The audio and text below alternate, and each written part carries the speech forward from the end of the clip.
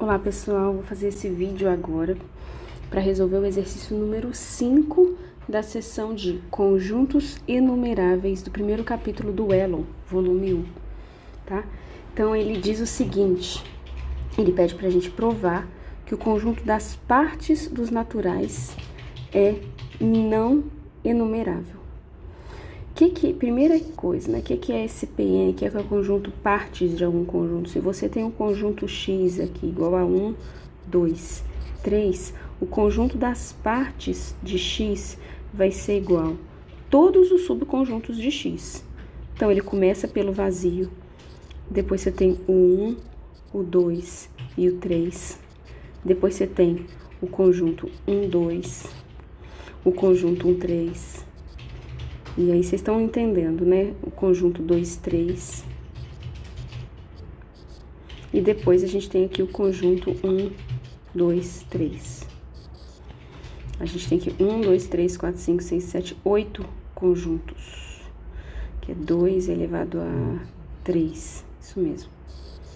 Onde 3 aqui é o número de elementos do conjunto X. As partes de X têm essa quantidade de elementos.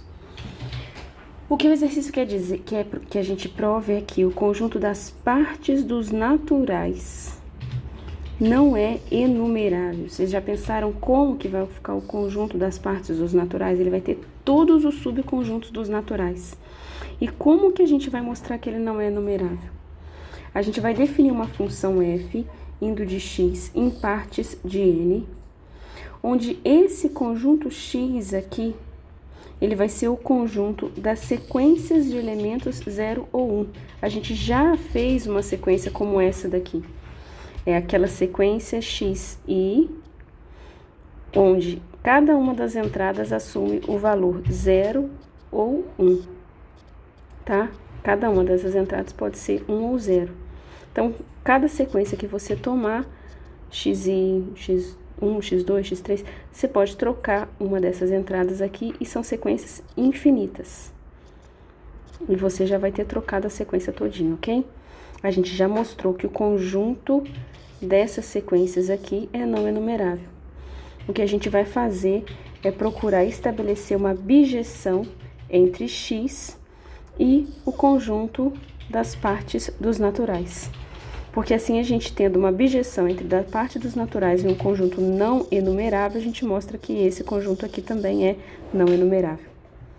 Então, olha só, para cada sequência xk pertencente a x, a gente define essa função como sendo o seguinte: f de xk é igual a v, onde v é igual a k, tal que xk seja diferente de zero. Vamos entender o que está acontecendo aqui. Esse conjunto V aqui, ele é o conjunto dos índices dos termos não nulos dessa sequência xk. Essa sequência xk aqui, ela possui essa entrada, a primeira entrada, a segunda entrada, a terceira entrada, a quarta entrada, a quinta entrada. Tem todas essas entradas aqui. E nesse traço aqui, ó, eu vou colocar 0 ou eu vou colocar 1, ok? E como que a gente vai escolher se a gente coloca 0 ou 1 aqui nesses termos? A gente vai fazer o seguinte, por exemplo, pensando de uma certa forma. Se eu pego o subconjunto S dos naturais, contendo o elemento 2 e 5, eu vou ter uma sequência xk que vai ser associada a esse subconjunto dos naturais. Observa que esse subconjunto S, ele está lá nas partes de N. E qual que vai ser a sequência que vai ser associada a esse subconjunto S aqui? Vou mostrar, ó. Vai ser a sequência que vai ter a entrada 2 e a entrada 5 não nula. Olha como que vai dar certinho. A gente vai pegar na entrada 2 e vai colocar 1. E na entrada 5 vai colocar 1. Nas demais entradas, a gente coloca tudo 0. Aí, daqui pra frente, essa sequência é toda nula, ok? Então, se eu pegar esse conjunto aqui, Ó, vou expressar assim, se eu pegar essa sequência XS aqui, ó, na primeira entrada ela é 0, na segunda entrada ela é 1, terceira entrada 0, quarta entrada 0, quinta entrada 1, demais entradas todas 0. E vou ver quem que é a F desse XS. Ela é igual a um certo conjunto, eu vou denotar por V, mas esse V que eu vou chegar aqui é o próprio S, ok? Vai ser V tal que XK é diferente, que contém todos os XKs, tais que... XK não, ela contém todos os Ks, tal que XKs, tal que XK é diferente de 0. Então, ó, vamos lá. Qual XK da sequência XS é diferente de 0? A gente já fez isso, né? Qual XK que é diferente de 0? Esse cara aqui é o X1, ele é igual a 0. Esse cara aqui é o X2, ele é igual a 1. Ok. Então, X2 é igual a 1, diferente de 0. Então, eu tomo o subíndice, o índice aqui, né? E coloco dentro do conjunto V. Então, V vai ser igual a 2. Esse cara aqui é o X3, esse cara aqui é o X4, que é igual a 0. Esse cara aqui é o X5, que é igual a 1. Então, ó, X5 é igual a 1, é diferente de 0. Então, eu vou pegar o 5 e vou colocar lá dentro do conjunto V. E vou fechar o conjunto por quê? Porque os demais termos, x e, são todos nulos. Eu já sei que a sequência daqui pra frente é nula, ok? O meu V vai ter só esses elementos aqui, que é exatamente o conjunto S que eu construí para fazer esse exemplo, ok? Limpando um pouquinho aqui o espaço, a gente vê então que V é o conjunto de todos os índices não tais que os termos dessa sequência XK é não nula. Primeira afirmação, F do jeito que é, ela é uma abjeção. Como que eu mostro que ela é uma abjeção? Primeiro eu vou mostrar que ela é injetora, depois eu vou mostrar que ela é sobrejetora. E a gente mostra que uma função ela é injetora fazendo o seguinte: se eu pego um xk diferente de yk no domínio, aqui em x, tá? Eu preciso concluir que o f de xk é diferente de f de yk no contradomínio, em partes de n, ok? Então, ó, tá, tomei dois termos em x, tais que essas sequências são diferentes, ou seja, para algum k, eles se diferem, em alguma entrada eles vão ser diferentes. Suponhamos lá que, vamos colocar, né, a iésima entrada deles, né, o xi é diferente, vamos colocar assim, ó, o x, k, denotamos assim, fica melhor. A gente vai denotar a sequência xk por xk1, que é a primeira entrada, xk2, que é a segunda, xk3, que é a terceira, tá? Cada um desses termos aqui é igual a 1 ou 2, ó, 1 ou 0, tá?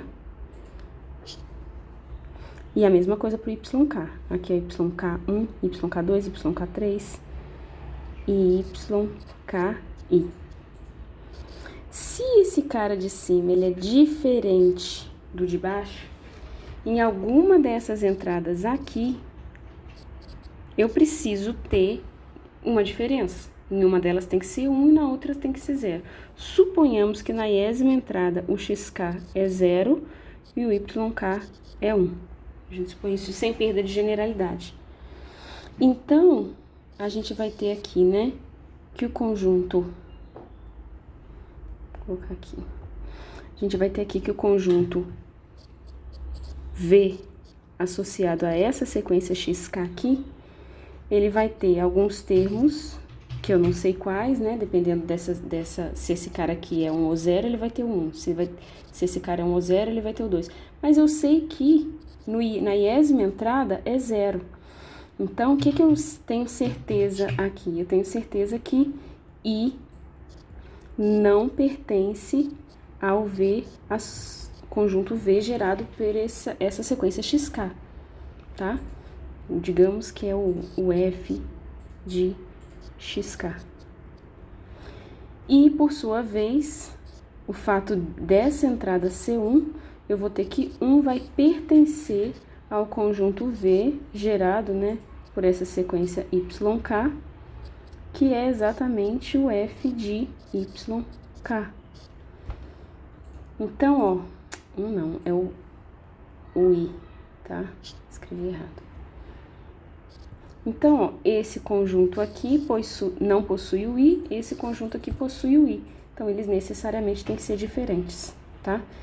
Então, ó, escrevendo em outras palavras, YK é diferente de XK para algum K pertencente aos naturais, o que implica, né, que K pertence ao Vx e K não pertence ao Vy ou vice-versa. Logo, o F de XK tem que ser diferente do F de YK no conjunto das partes de N, o que implica que essa função ela é injetora. Para mostrar que ela é sobrejetora, a gente toma um elemento no contradomínio. Então, a gente pega aqui um elemento do contradomínio, é um conjunto, porque o contradomínio ele é formado por subconjuntos dos naturais. Então, a gente pega esse V aqui, né, no contradomínio, e a gente constrói uma sequência a partir desse conjunto V, como a gente já fez lá em cima. A gente constrói essa sequência YK como XK sendo 0 se K não pertence a V, e XK sendo igual a 1 caso contrário. Como a gente já testou lá, né, aquele conjunto S igual a 2 e 5, dessa forma que a gente constrói a sequência, o F desse XK que a gente construiu vai ser exatamente igual a esse V que a gente tomou aqui no contradomínio, nos dando que essa função aqui é sobrejetora.